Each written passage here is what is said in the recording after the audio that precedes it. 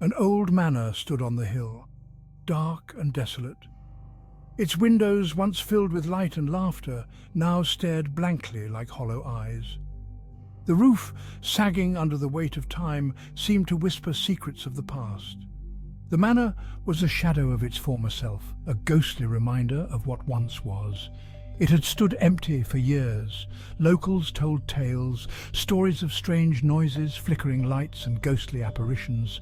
The overgrown vegetation seemed to reclaim the land, as if nature itself wanted to erase the memory of the house.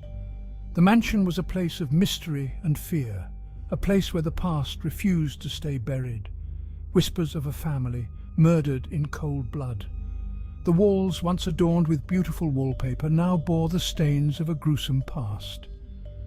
The family portrait, hanging crookedly on the wall, seemed to watch over the empty halls with a haunting gaze.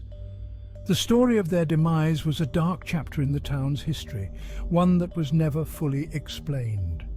One night, a group of teenagers decided to explore the abandoned house. They were drawn by the allure of the unknown, the thrill of uncovering secrets hidden within the walls. Armed with flashlights and a sense of adventure, they approached the manor with a mix of excitement and trepidation. They were looking for a thrill, a story to tell, something to break the monotony of their small-town lives. They laughed and joked, trying to mask their fear with bravado. But deep down they all felt the same unease, the same sense of foreboding that seemed to emanate from the house.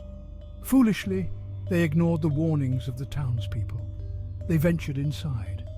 The old wooden door creaked open, revealing a dark and musty interior. The air was thick with the smell of decay, and the silence was almost deafening.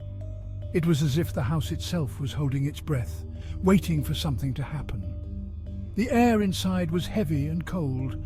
Dust covered everything. The furniture, once elegant and grand, was now covered in a thick layer of dust. The chandeliers, which had once sparkled with light, now hung lifeless and dull. The house was a time capsule, frozen in a moment of tragedy.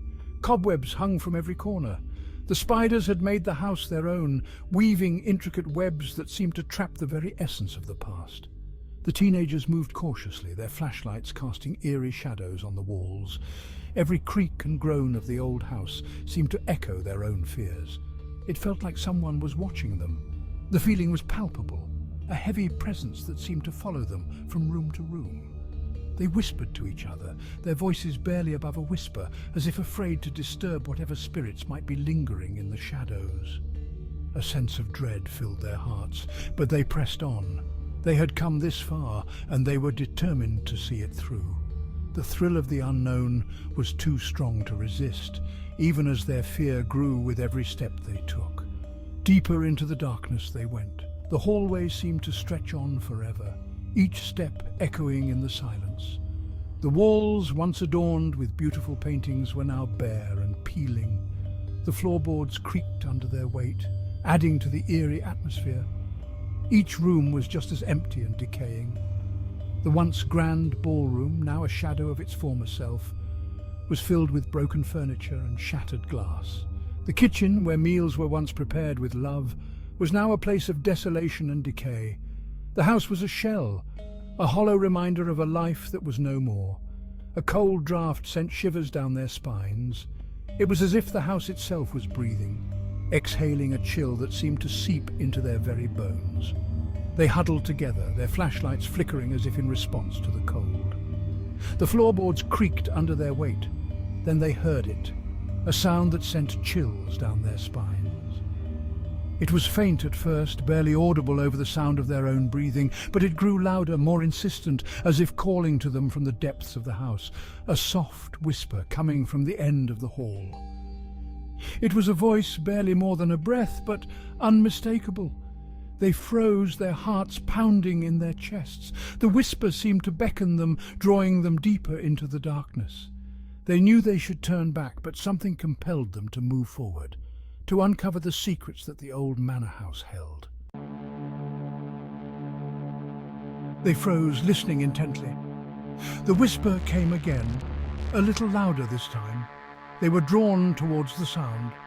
Curiosity outweighed their fear. Slowly, they crept down the hallway. The whispering grew louder as they approached the last room. It sounded like a woman's voice, sad and mournful. Their hearts pounded in their chests. They reached the door. Taking a deep breath, they pushed the door open. It creaked loudly, breaking the silence. The room was empty. Dust and cobwebs were everywhere. But the whispering continued. It seemed to be coming from the far corner of the room. A chill ran down their spines. They turned to see a small, dusty mirror leaning against the wall. The whispering seemed to be coming from the mirror itself. They cautiously approached the mirror. Their reflections stared back at them, pale and frightened. The whispering grew louder.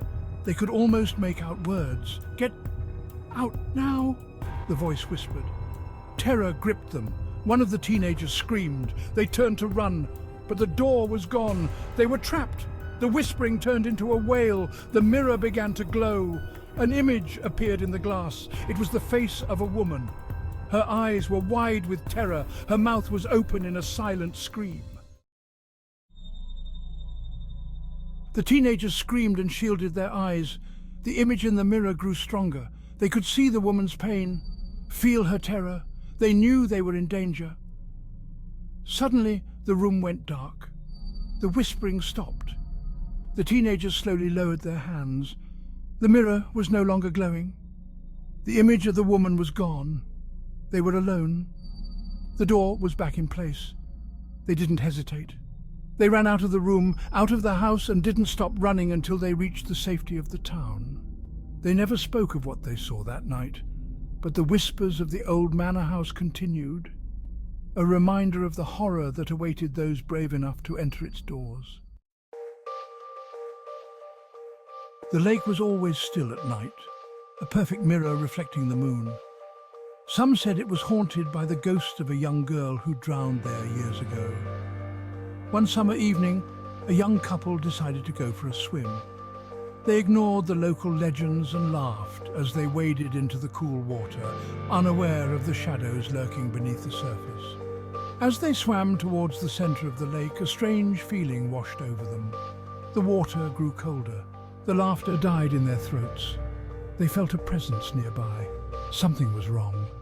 They turned to swim back to shore, but it was too late.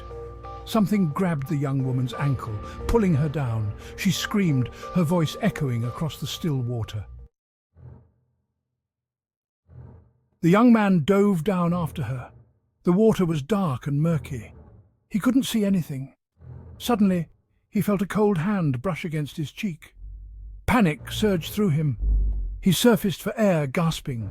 His eyes scanned the surface of the lake, searching for any sign of his girlfriend. He called her name, but there was no answer. Then he saw her. Her pale face floated just below the surface, her eyes open, staring blankly up at him. Her long hair fanned out around her head like seaweed. He swam towards her, reaching out to pull her to safety, but as he drew closer he noticed something strange. She was smiling, a cold, eerie smile that sent chills down his spine. He hesitated, fear gripping his heart. Her smile widened, revealing a row of sharp, pointed teeth. He recoiled in horror, realizing the truth. This was not his girlfriend. He kicked off the bottom of the lake, swimming towards the shore with all his might.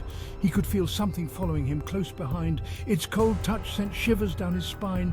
He stumbled out of the water, gasping for breath. He didn't dare look back. He ran towards the town, never stopping until he reached the safety of the streetlights.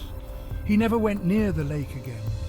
The legend of the girl in the lake lived on, a chilling reminder of the darkness that lurked beneath the surface.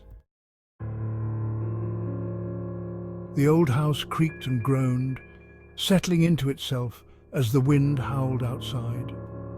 Inside, a young boy lay in bed, listening to the sounds of the night. He was afraid of the dark. He always had been. He imagined monsters lurking in the shadows, their eyes glowing in the darkness, their claws scraping against his bedroom door. He pulled the covers over his head, trying to block out the sounds. But the whispers remained, soft and indistinct, coming from the far corner of his room. He squeezed his eyes shut, wishing the whispers would go away, but they only grew louder. He could feel a presence in the room with him, cold and menacing. He had to be brave. He threw back the covers and turned on the bedside lamp. The room was bathed in a warm glow, the shadows retreated and the whispers faded away. He took a deep breath, feeling silly for being scared. It was just the wind, just his imagination. He turned off the light and lay back down. As he closed his eyes, he felt something cold and clammy brush against his cheek. He froze, his heart pounding in his chest. The whispers returned louder than before. "Don't be afraid," they whispered. "We're here to play."